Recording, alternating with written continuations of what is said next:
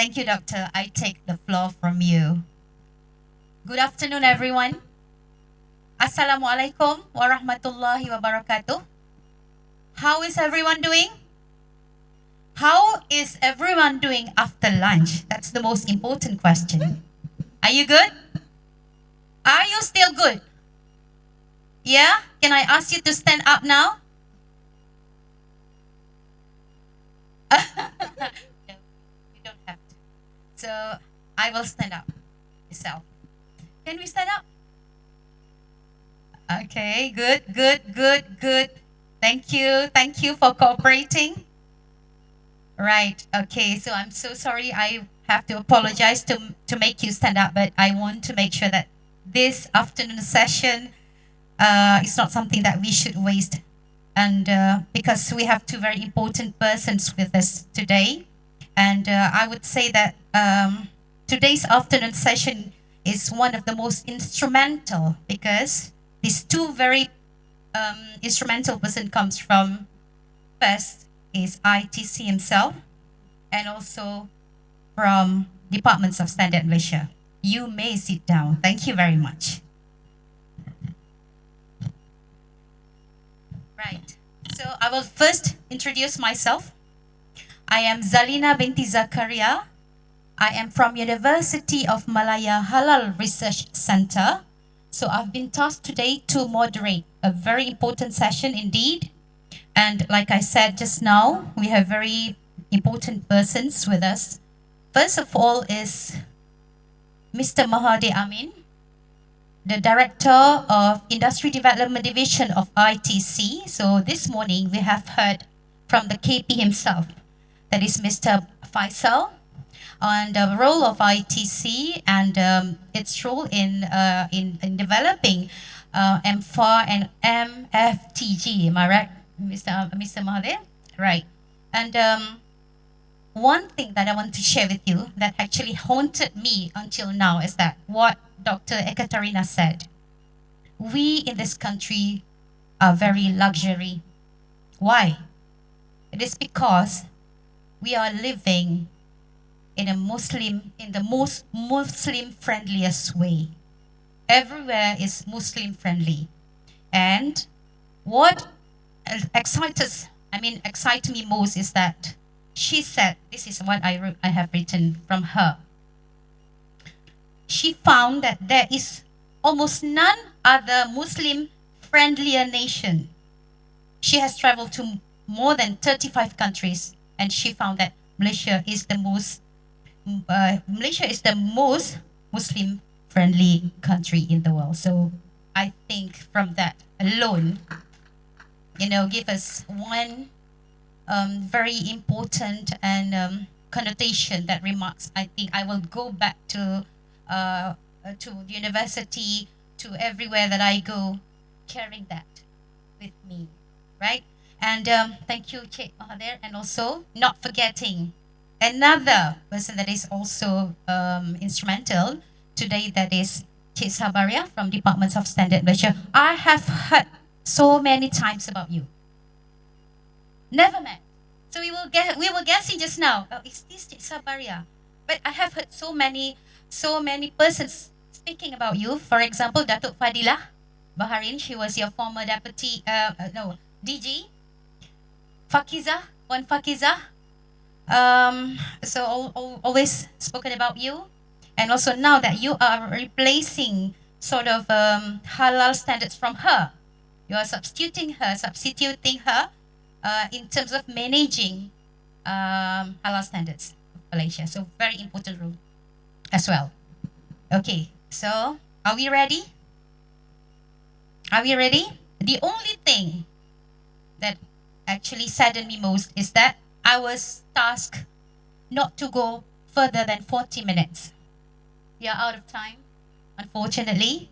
I think we can do that, right? We'll try. And we will try to make this session as most santai as possible. Are you okay with this? Okay, so first thing first. Okay, who would like to start first? I would go to Mr. Oh, really? No problem. Ladies first. Oh, you first. You are okay. Okay, so since you are sitting just next to me, so I will start with you, if it's okay with Sabariah, right?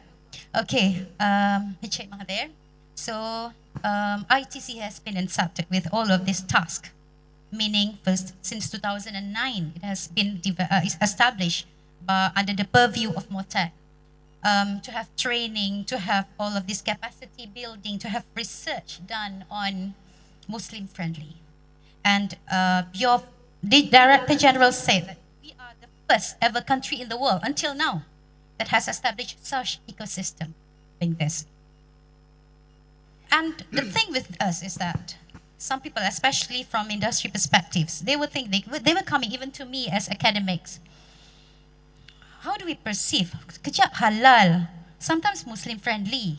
So do we do this interchangeably? I think this is interchangeably, but some people do not understand, and some misconception comes when it comes to halal certification, Muslim friendly, who we should abide to, and how do we avoid from this misconception? Terima kasih, Doctor. Thanks so much for the question. Assalamualaikum warahmatullahi wabarakatuh, and good afternoon to all of you. Thank you so much for participating in today's session. We hope we can share some of our insights with the industry players. I want to reference the question. ITC owe it to the halal ecosystem that the government via JAKIM and MAINS they have developed over the years. Without the ecosystem of halal, there is no Muslim-friendly ecosystem. It's not incorrect to say it's two separate things.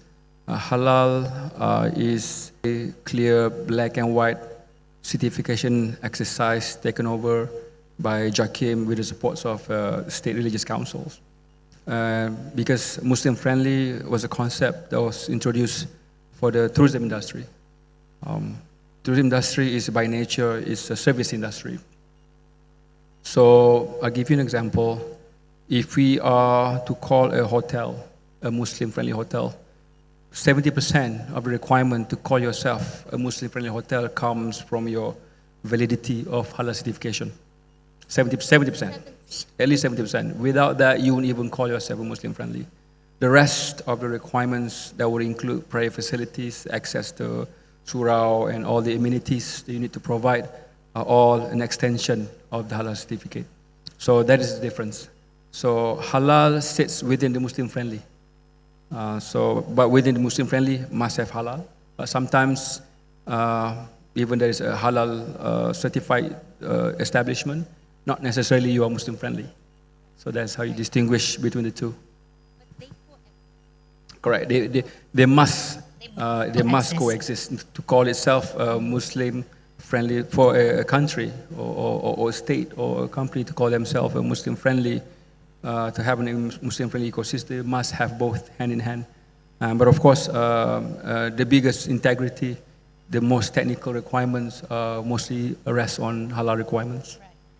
And we were claimed as one of the most stringent country in the world that has this halal certification system, right? We have the most developed halal ecosystem. It's to us, we are living in this country, we take everything for granted.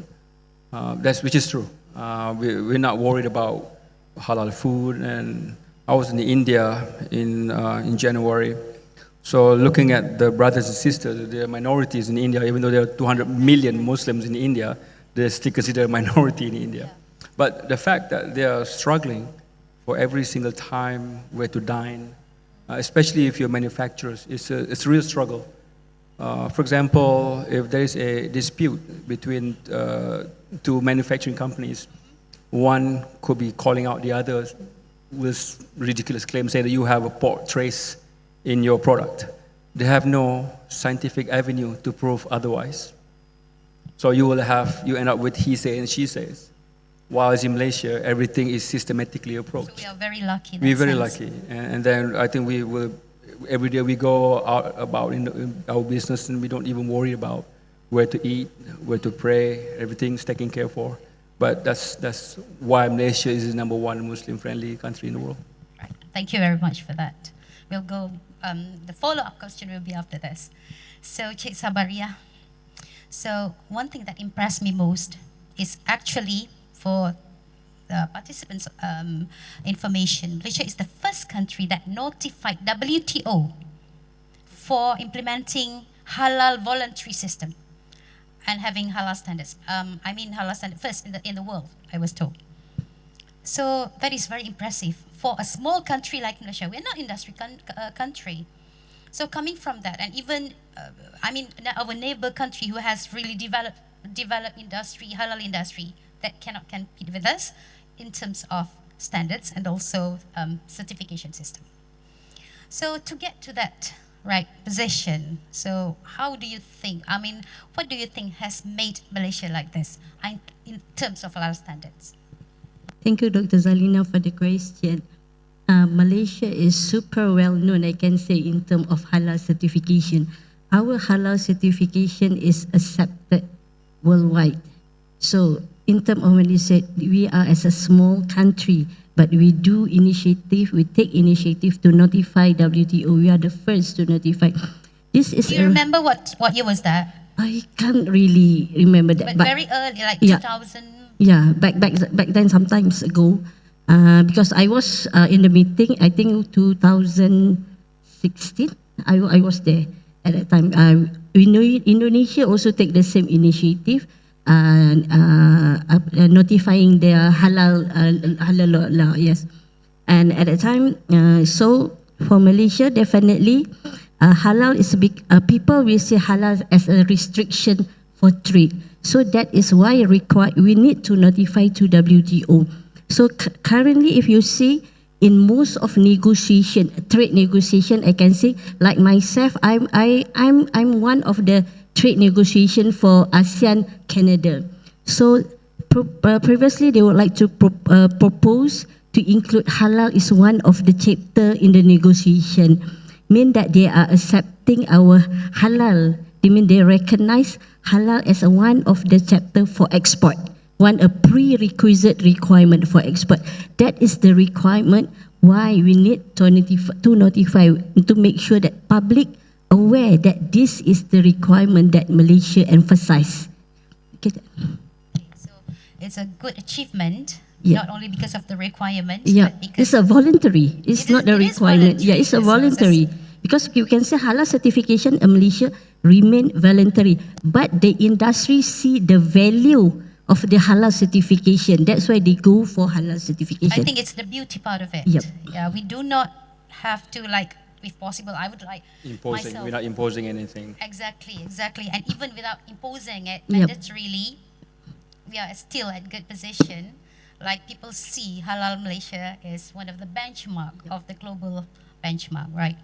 It's very that's the beauty of halal standards. And we actually have been informed that Malaysia chaired at least 4 chairmanship of OIC halal standards that is at SMIC level. So Yes, is correct. that right? Correct.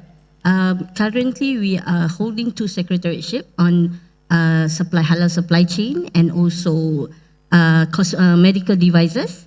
We are also actively for tourism and also food. MS 2610, yeah? Yeah, even current our halal food is also being as a reference for SMIC 1 halal food at SMIC level. Okay, good achievement for us. I go back to you, yeah? So we are running out of time, but anyway, I need to ask you this question. They asked me, I need to ask you. I mean industry. So for you, what are the most challenging thing for the industry to follow and to adhere to M4 recognition? I mean, M4 is good, like the ratings and whatnot. But what are the challenges that the industry feel the most challenging thing for them to adhere to that? And do you think that industry should actually, take up all the ratings system? Absolutely. For the second, for the first one is, I think the challenges faced by the tourism industry when it comes to us promoting the Muslim-friendly segment is no different than when the first time halal was introduced.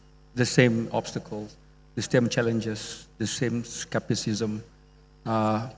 It's the same thing. So it's no different. But maybe it's because of the nature, again, the nature of tourism industry is services oriented. Because let's remember, the majority of the players within the tourism industry are predominantly non-Muslim. They have been in existence for years and years and years without halal certification, without Muslim-friendly certification. Why now? First and foremost, what is it for us? How is this a value for us? And the way we overcome that, we always, when it comes to industry players, we always talk about the dollars and cents. Once they are on board with the idea, this is a commercially viable exercise worthy of taking up. This is an economic agenda as opposed to just religious view of some people. And they're on board. To us, number one, it's always that skepticism to get a buy-in from the industry players. The way we set the narrative is always on that commercial. It's always on the economy. This is an economy agenda for you. If you can expand your market appeal beyond where you are right now as a conventional service providers, why not? There are endless potentials of market for you. And number two is, as always, the challenge of how much should we invest into this? It's always that. But again, the standard that we adopt, that we develop, the standard measure is called Muslim-friendly hospitality services. So I want to emphasize the key word here is hospitality. So the ministry wants to be hospitable to both parties. We want to be hospitable to industry players. It's easy for them to adopt and adapt and implement the program of Muslim-friendly. So is it really costly? It's not. That's what the point I'm trying to get at. Number one is we want it to be hospitable to both parties. Number one is to the players, is hospitable to them. What I meant by that is basically it's hospitable in terms of it's not costly to implement. A minor adjustment will basically put you in the same range of Muslim-friendly. And it's not something that will require you to have external resources, dig into your coffers trying to hire someone else. I'll give you an example. Our MFA, Muslim-friendly assurance recognition, require a competent person to be on a payroll. You don't have to hire a new guy. There's already a halal executive in position, so this person can be given a secondary role. They are very much aligned with each other. So that's that. So we, as much as possible, trying to be hospitable with the players. It's easy to implement, not much investments required. So we train you from A to Z. That's number one. Also, we want to be hospitable with the of course, with the receiving ends, with the everyday tourists to come to Malaysia. We want Muslims coming here. If you're from Muslim countries where everything is so halal and Muslim friendly, you're coming home. Just like home. Just no different at home. If you're Muslims coming from non-Muslim countries where everything's so scarce, there's no access to everything. You come here, it's a wonderland. McDonald's is halal here, Burger King is halal, everything is halal here. This, which is in your home country, is not available at all. So that's that. So we want, for those who are willing to look halal tourism beyond just, because for us the requirement is making sure there is a friendly facilities available to us. But for the non-Muslim, our value proposition is basically more on the cultural side, how we want to position Islamic tourism products that meet the traditional tourism product appeal. So those are the ones. Sometimes we tend to make these things for granted. We forget that we actually, Exactly. we are so lucky to be living in this beautiful country and to have this ecosystem coexist together. If I may share, Doctor, a very simple thing. We were praying for Zuhur in Berlin in March. So it's a 100-year-old mosque. It's not a mosque that was built for a week.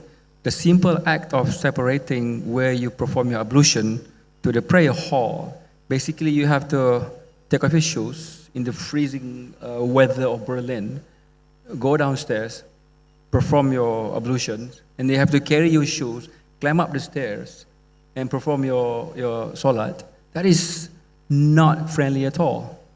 It's not just availability, it's also how friendly you are in catering to the needs. So it's simple as in Malaysia, where ablution is adjacent to the prayer hall, means a whole lot of difference. We should be hospitable Take that for enough. granted. Right. Thank you for this explanation. And I want to ask you a very, very simple question first. And I should have asked you first, but I've been looking into the ecosystem of halal. We know that we have Trade Description Act that actually give Jakim and Ma'in the halal certificate issuer legally. So in terms of this, probably many people, I know that many of us are aware of this, but probably some of us do not aware of actually what is the role of Departments of Standard Malaysia. Okay, because before this, we have heard that it is everything else.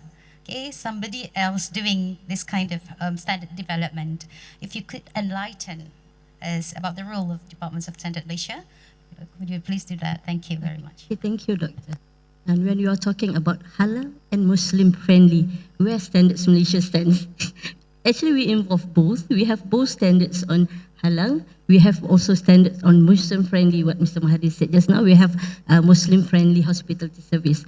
So where Standards Malaysia stands, we are the national standards body. What we do as a national standards body, we do develop a standards. Our standards is called Malaysian standards. So how we develop Malaysian standard? People may know Jakim more than us. People may know Ma'in more than us. That's why I'm asking you. Even people may know Siri more than us. I know. As a certification bodies, but we are the backbenchers. But actually, we are the custodian of the Malaysian standard. Everyone here in this room, I believe you know about 1500. But who owned that MS 1500? Standards Malaysia is the custodian of the Malaysian standard. So what we do, we develop a standard with the assistance of the expert from various stakeholders. We are industry association, we have the regulators, we have the academia in our committee. So after we develop a standards, then we have also another role on accreditation. What we do on accreditation as an accreditation body, it's not MQA. This is very different with MQA. To the academia, you must be very familiar with the MQA. But the term is most similar about accreditation, but the scope for MQA is on academic. But our scope is on the conformity assessment bodies. Jakim is one of the conformity assessment body. What conformity assessment body do? They go and inspect the industry, they go and inspect the company, they go and inspect the product. So where our role here? We go and inspect the conformity assessment body. In this case, example inspect is the Jakim. organization itself. Yeah. They are doing the right whether they are competent to do the task. Okay. Interesting. And Jakim is one of the conformity assessment body, or they call certification body. That has been, I would say, recognized, has been accredited by Department of Standard Standards Malaysia, Malaysia. right? So this is something else that we should be proud of too. And Jakim is the only halal certification body to that Yes, extent. correct. That one is mandated by law. That So is because the law, yes. the trade description has Yes. named or has appointed Jakim to a certain extent at state level because of the law. Jurisdiction of the state, it goes to Jabatan Majlis Agama Islam. Right.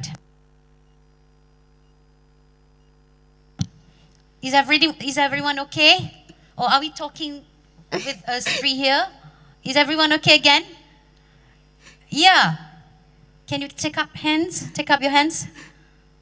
I'm not asking you to actually ask questions. I just want you not to sleep through this session, okay? Right. You, Mr. Mahathir. I'm thinking like, so I would say, do you have any tips for the industry?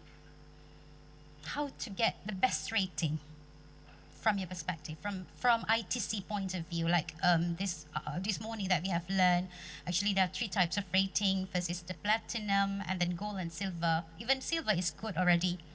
But of course, we cannot satisfy our own position. There must always be some kind of improvement in the industry.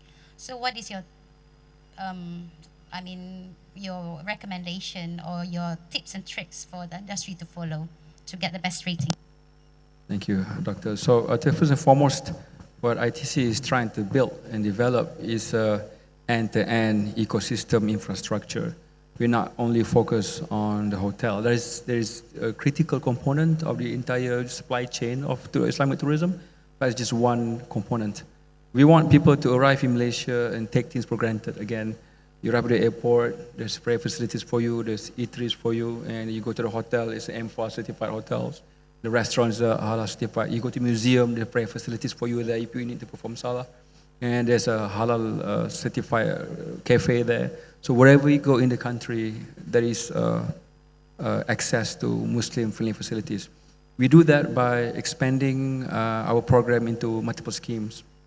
We have a flagship program called Muslim-Friendly Assurance Recognition and Muslim-Friendly Tourist Guide.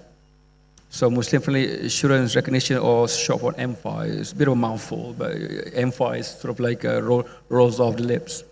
So MFA is a program that is divided into several schemes, hotel being the main ones, because that was the first time we developed based on the standard. And the second scheme is basically the scheme for travel agents. Again, this is not halal industry, this is a tourism industry. The requirements are different. Travel agents also have an opportunity to be Muslim-friendly. Then the third one that we just introduced this year is the Muslim-friendly scheme for spa and wellness. Again, this is product that's unique to the tourism industry. The one we are currently developing is a guideline for Muslim-friendly for tourism products. I'm talking about malls, theme parks, galleries, and museums, as well as tourism infrastructure and facilities. I'm talking about airports, transportation hubs. So these are all will form the ecosystem of Muslim-friendly all over the country. So wherever you go, I didn't think it's big enough, but now that you mention it, actually, it's massive. Again, we are not trying to develop a piecemeal recognition. It is an entire ecosystem. Of course, the biggest component of them all is the halal ecosystem. I'll give you an example. If a Muslim-friendly recognized travel agent wants to put together a Muslim-friendly packages, 3 days, 2 nights in Kuala Lumpur. For example, just let's put that as an example. So he or she will have to put together itinerary that will cover that will require, for example, a Muslim-friendly train tourist guide. The tourist guide is basically part of the program that we do as well. We have over 300, almost 400 tourist guides all over the country. They have been trained by ITC as a Muslim-friendly tourist guide, which is a feather to their cap. There are so many. The number will increase. Only it's been increasing as we speak. We have a program in KL right now as we speak. And also, for the person to put together packages, he or she must be able to understand and the concept of halal validity on the certificate of halal, and really look at what are the available halal restaurants all over within the area, within the geography area of the package, and only recommend those to be part of the package. Usually it's a full board packages. And then, of course, every single recommended tourism products that you assign in the package of 3 days, 2 nights must have access to the prayer facilities. So these are the components that make up. So without halal ecosystem, without availability of halal restaurants, we cannot put together Muslim-friendly packages. Same goes with spa.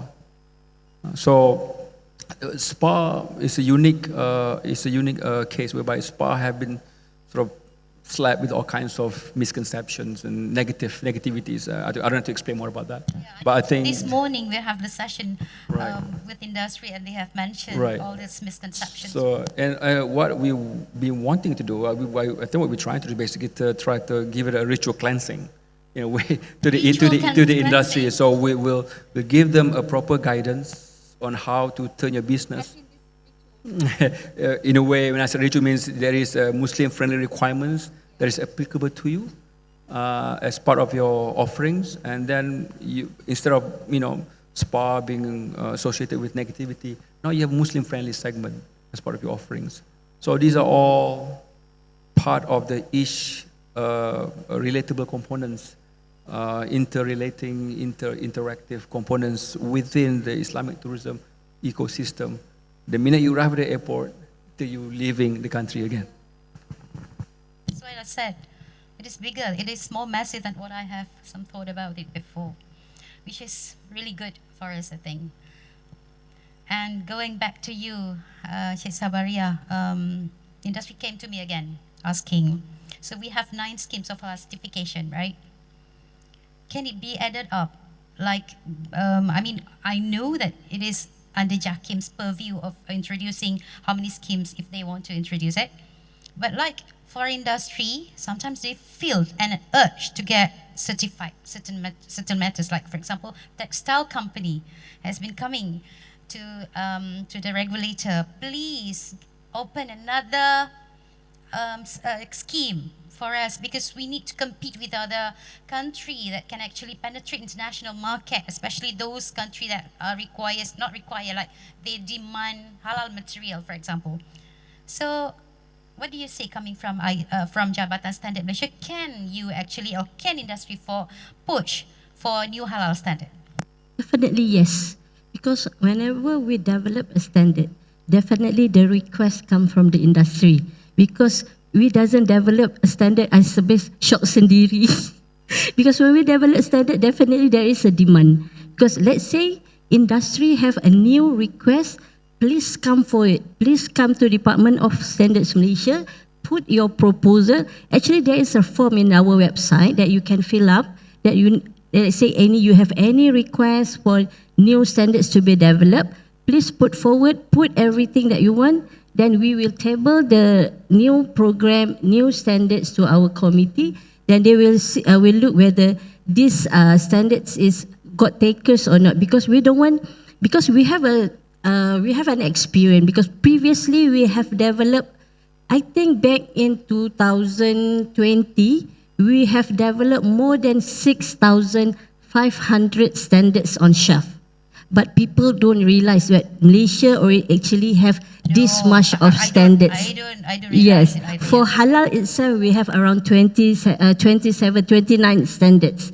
But actually the total standards that Department of Standards have developed, we have about 6,500 plus. But after sometimes when we conduct a study on MS usage, we noticed that only 49.8% of the standards being used. But 49.8, which is even half. Not even half, very less. So from that, we do review, we see whether the standards that we have developed is relevant to the industry.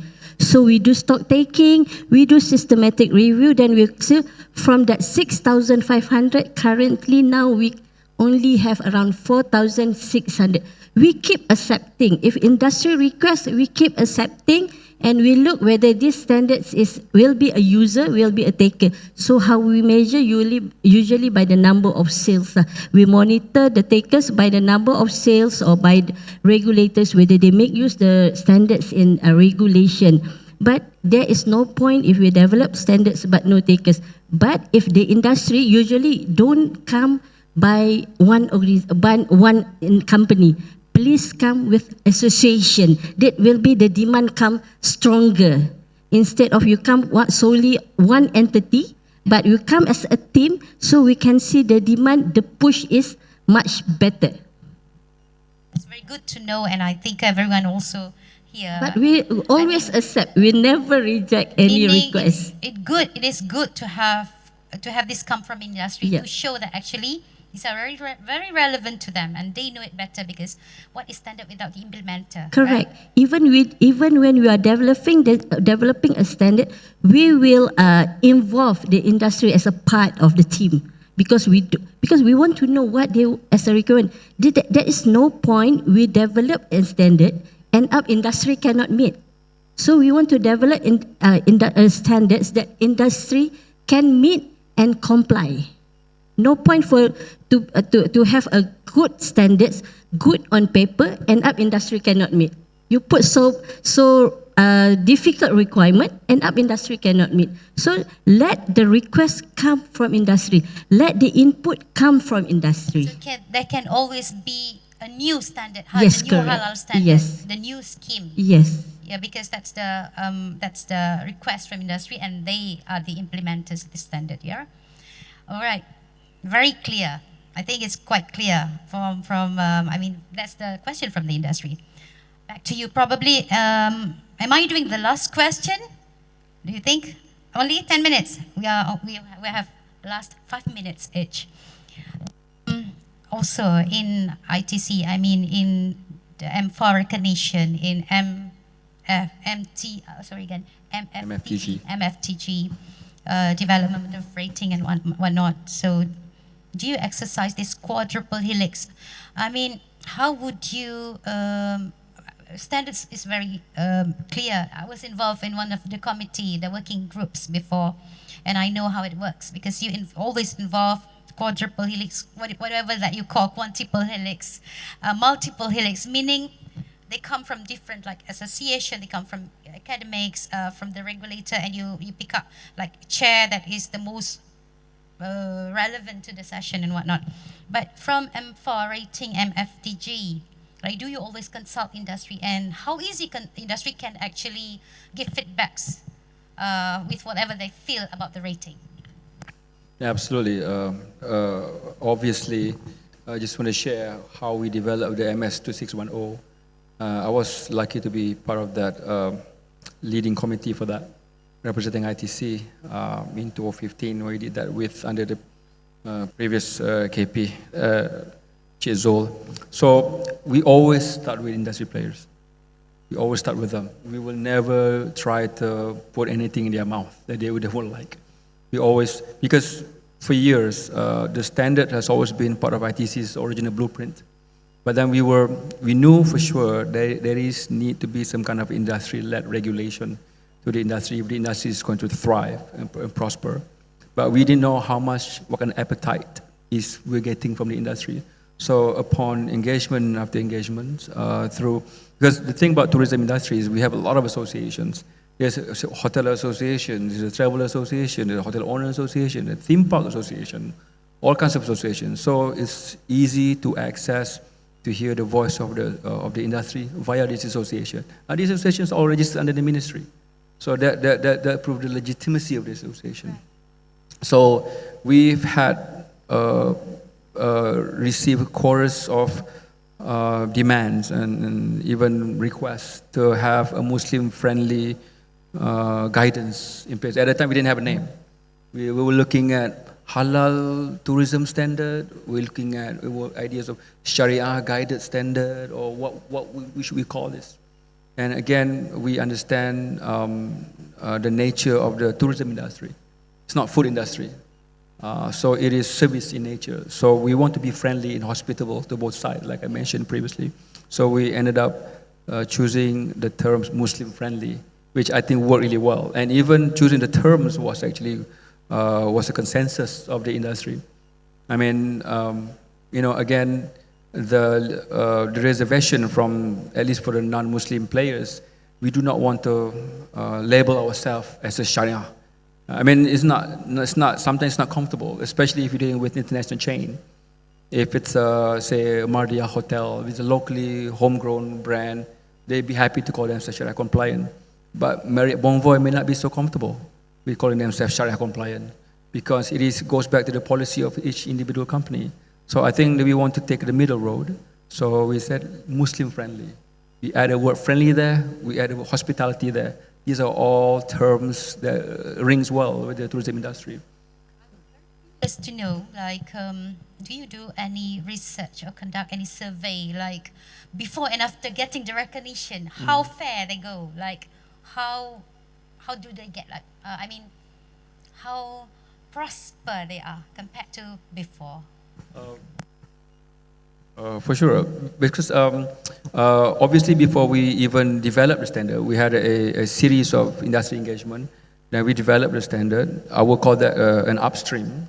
The downstreaming is when we develop an M4 program, which is the byproduct of the standard. From the standard, we have a byproducts of program M4 and MFTG, because it's all within the demand of the industry player itself. We design every program based on what the industry wants. So organically, it was developed for the industry and by the industry.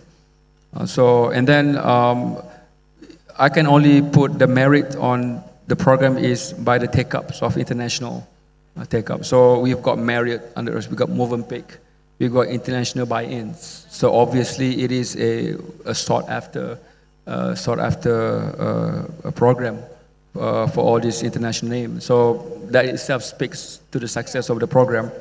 And obviously at ITC, we always put our members first, our MFA members and our MFTG members first. So we do a lot of programs, as you know, tourism industries. There are a lot of visits, a lot of trips, a lot of campaigns, a lot of promotions. So these certified, recognized members are the ones that are getting all the benefits. So these are the ones we're trying to help the industry as much as possible within our capacity. And I believe we will do very well in the, at the global level as well, right? I mean, Alhamdulillah. I mean, I think we've received inquiries from overseas.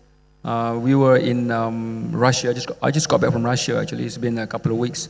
From Kazan, Tatarstan, which is a predominantly Muslim state, autonomous region in Russia. So we signed an MOU with equivalent to Syrian of Russia, called Rus Quality. So the idea is for them to be our strategic partner and sell first and foremost, we want to harmonize the standard of both countries. Both have their own reference and standards. And then when those are harmonized, we allow for co-branding as well. So MFA logo and their logo also being co-branded for them to get started in developing their ecosystem. Mutually, recognized between Correct. each other. Mutual recognition. We signed a memorandum of mutual recognition at the Kazan Forum. So, and last night, we signed an MOU with Taiwan Halal Corporation. So that is also a next step to the internationalization of MFAR. So, compared to halal, Malaysia halal certificate is only applicable in this country. You can't go to Russia, start selling a Jakim halal logo, it doesn't matter. But our MFAR logo has that universality appeal. So we can basically co-brand, we can go abroad, and this is part of the ITC's next level agenda. Pipeline already. That's correct.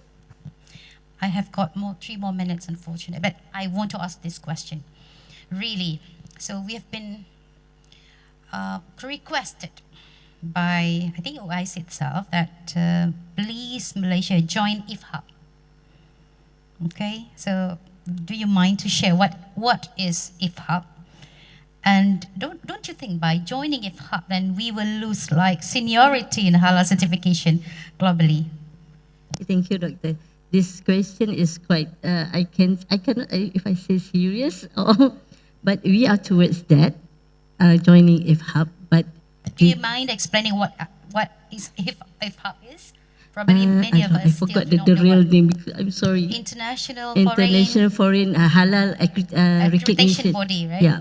So for this, because IFHAB is almost similar with IAF. At the other certification body, we have International Accreditation Forum. This is some sort like fora recognition of between certification body to certification body, where other countries will recognize our certification without redo another certification. So when we going for export, so they can recognize. But that is the problem, whether we want to recognize other certification. That is the problem now. Because when we sign as a signatory status, we also have to recognize other member states. Currently, if not mistaken, we have around 27 countries which already signed to IFHAB. So, if we also sign, we also must be ready to accept all products which are already certified from other IFHAB member states. Whether we are confident enough, whether we are ready to accept. So this must be decision from the top. Country's decision. It's not easy to. They have it's to not easy to say, but I think we are towards that. Thank you very much. We run out of time, but I will have to speak honestly here. To be honest with you, I've been given the list of questions. There are a long list of questions. I only asked them one question from the long list of questions, and the rest of the questions coming from me. I am so sorry for being naughty today, but they answered very well. If they were my students, I'm giving them A plus. Sorry, but I'm happy to know the answers too, because it comes from me as well, and I'm very sure that everyone also wanted to ask the same question. So thank you very much for participating, for listening to the session. And again, like I said, both of them have played very important role, instrumental to the country. And as regulators, of course, they want to they will preserve integrity, but at the same time, I believe they want to also facilitate the industry. And inshallah, we pray good for both of the organization to do better in the future. Thank you very much. And with that, I end the session. I give back the session to the Master of Ceremony. Thank you very much. All right.